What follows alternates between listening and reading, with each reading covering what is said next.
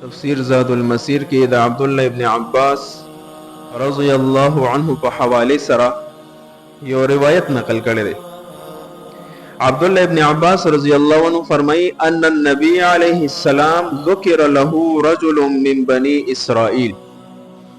نبی علیہ الصلوۃ والسلام وړاندې یو صحابي د بني اسرائیل د یو سړي تذکرہ وکړه، یو واقع ورته بیان کړ. نبی علیہ السلام ته حمل السلاح على عاتقه في سبيل الله 1000 شهر، چونکه د مخکې امتونو عمرونه ډیر زیاتو، نو زیاته موقع به ورته ملاویده د عباداتو. زر میاشتې دغه سړي د الله په لاره کې جهاد کړو. اسلحه علی عاتقه بدی اوګه باندې به اسلحه ګرځوله، دومره کلک مجاهدو. زر میاشتې دغه د زندګۍ د سوي چې تکې به صرف د الله په لاره کې جهاد کړو. جهاد ډیر مشکل کار دی، او بیا په میدان جنگ کې د کفارو سره آمنے سامنے زور ازمائی کول دا ډیر ګران کار دی.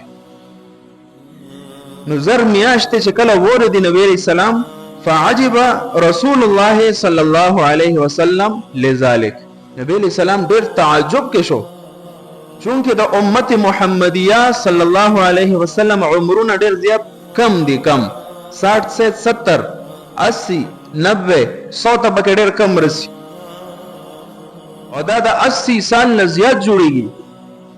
نو دومره پکې صرف د جهاد کړي دي، نور ژوندۍ به د څومره وا. نبی علیہ السلام خو د خپل امت د پاره ډیر غمخوارو، ډیر حریص وو.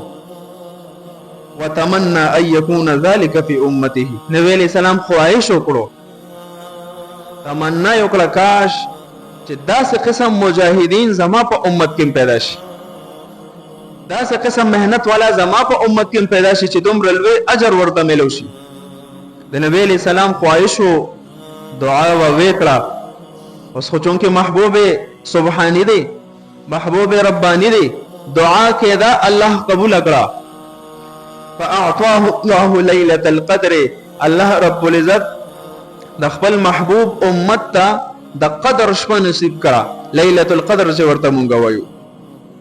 او وی فرمایل هي خير من 1000 شهر التي حمل فيها الاسرائيلي السلاح في سبيل الله عز وجل.